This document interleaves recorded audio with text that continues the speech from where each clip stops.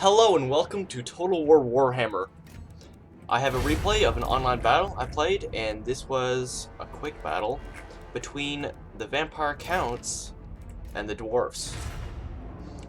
So, I brought a necromancer, zombies, graveguard, black knights, and some flying units, whereas my opponent brought a pretty standard dwarven build, but minus the artillery and plus the heroes. So, in the front lines, he has the 4 Dwarf Warriors, backed up by 2 Thanes and the High King, as well as 4 Longbeards and 4 Quarrelers, and 1 Slayer with some experience. So, my plan in this battle was to advance slowly. Thankfully, my opponent did not have artillery. This would have been a lot more painful with artillery on the field, because my zombies are extremely slow and my graveguard just as slow. Speed of 23 and a speed of 28. So very slow infantry. And since there's no urgency and I may as well build up some magic, I am walking instead of running. So yeah, I was planning to get some armor piercing with my graveguard. Just make my line more steady with the zombies. Some hero killing with the Banshee, tying down any Quarrelers with Fellbats, and do some rear charges with the Vargeists and the Black Knights, with their really awesome looking blue trails.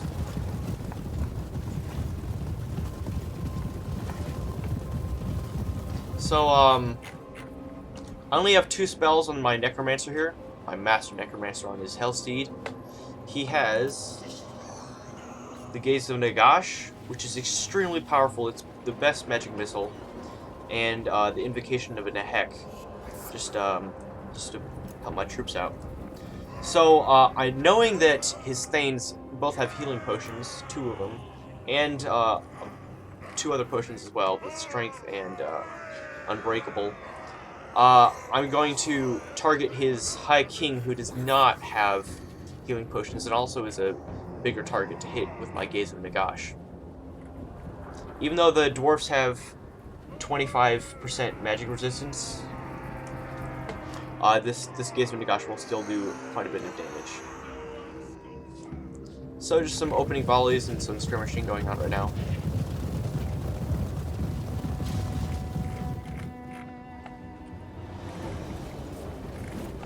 And for some reason, the balance bar agrees with me. I think it's just because he didn't bring anything. So I cast the Gaze of Nagash and hit him square in the face. I missed it, but another casting before went all the way over here and completely missed him. So on the first try, I spent 16 magic and did not hit him at all. On the second one, I got him and took him down quite a bit of health. But that does not mean he's incapable of fighting. He's still a very capable foe, even though his health is down. So he's advancing his Dwarf Warriors, stout infantry,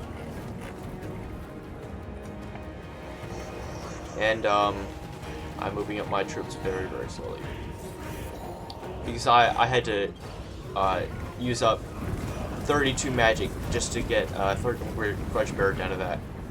So I needed some magic left to do some Invocation of Neheks on my men. So I see this juicy target of Quarrelers, 4 Quarrelers, and he's wasting his ammo on my zombies right now. I mean, may as well shoot at something, but these cost 150, and those guys put together cost 2,600. So, yeah, big imbalance of money spent here. Oh wait, no, Quarrelers cost. Wait, never mind. I don't know how much Quarrelers cost. Anyway, so I send my Black Knights in here. I get a really good charge, and I'm just gonna cycle back out because his Slayers are upon me, and I do not want to get stuck in melee. I'm already losing men.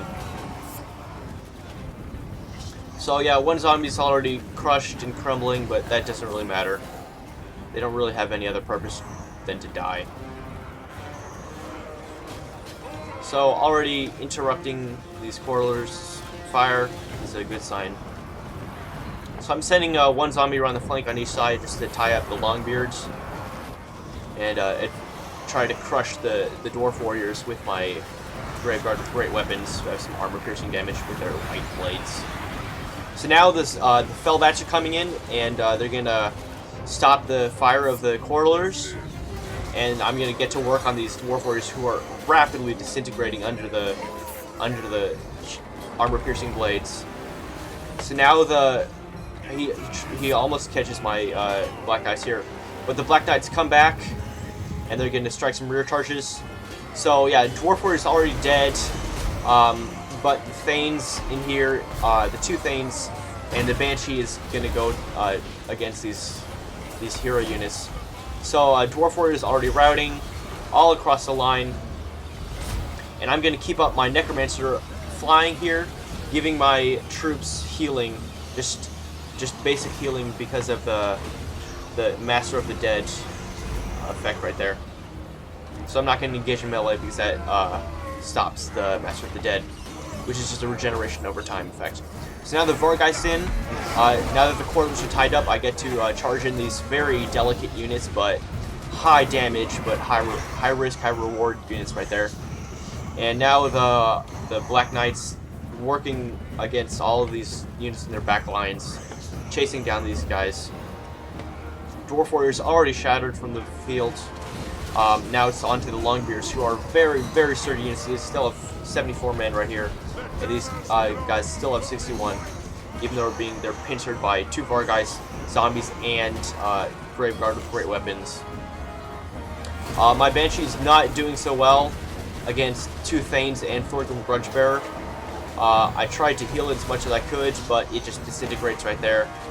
But you can see the Squirrels have been tied up this entire time, and they're absolutely essential for my opponent. He does have some Longbeards in here, getting some nice kills against my Black Knights. But it is very important that I keep these Quarrelers in melee as opposed to firing, because all my units are susceptible. Even the Graveguard don't have shields. Even if they have some armor, they do not have the missile block chance, which is very important. So I'm just engaged in very long melee.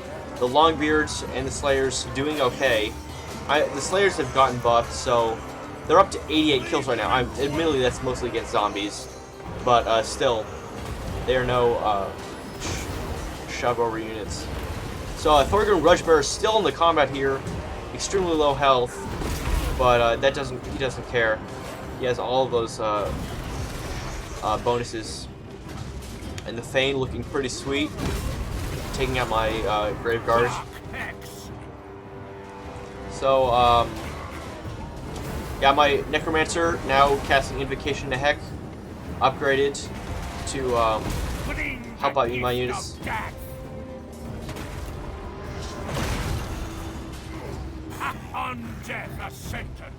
And these Longbeards refuse to go down. They're stout and very stubborn as well. Some Dwarf Warriors coming back.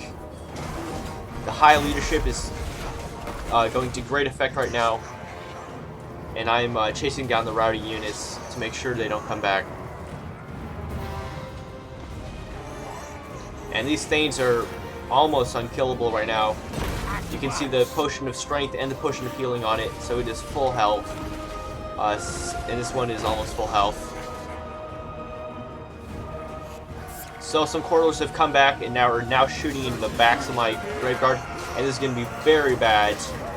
They're losing men very quickly and crumbling at the same time. You can see all the particle effects going off.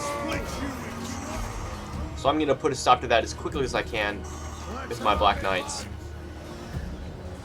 So the balance bar is in my favor, but I honestly do not know how I'm going to take out these Thanes.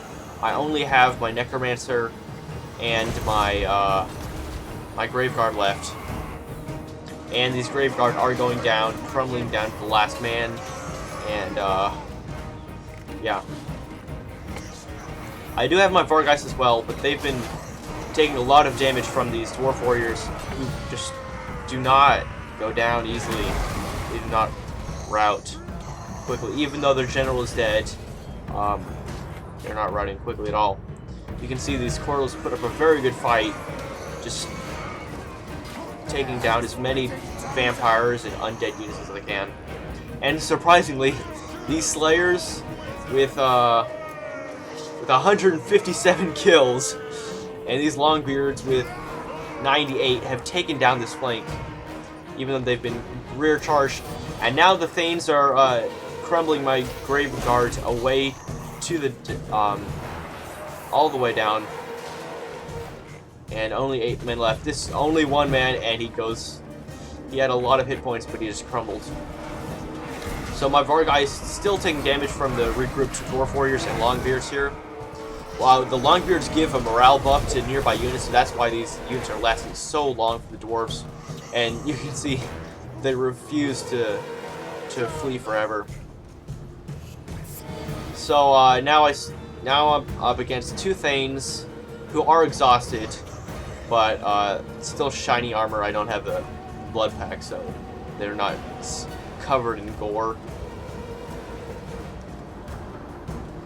So now I only have 1 unit of Grave Guard, and if I lose that unit of Grave Guard, I am forced to land my flying units. My Master Necromancer is full, but he does not have much magic left. I do have this Black Knights left. It's a very big asset. But the Slayers will take down my big monsters, so I have to chase after them with my Grave Guard. But then the Thanes come, and that's going to be a big worry to me. But thankfully, the Slayers are going down quite quickly because they're not up for against Grave Guard is not a very good choice. But the Thanes come in to support, and although my Necromancer has been flying around this entire time, I desperately need him to come down into melee now. Even though he's not great in melee, I need him. So I cast Invocation to Heck one more time, and the Vargais come in, and you can see the hammer shade. Oh, so horribly. But the Thanes have extremely good health and extremely good morale, and they encourage nearby units. But the Necromancer comes down, and the rear charge effects, and my thing causes terror, so these Thanes are terrified. And just the balance bar, for some reason, was in my favor, so that helped me out a lot, and let me rout all of the important units and kill the Slayers to the last man. So, once again, you'll see the major use of hero characters. I brought my own with healing potions, but he got really obliterated quite quickly. But the kill counts don't really make sense right here because a lot of my troops were zombies and they got 0 kills here. But this fellbats were essential, as well as the rear charges from my Vargais and the Black Knights. So, good game to Tilda, or whatever he wants to be called, and I'll see you next time.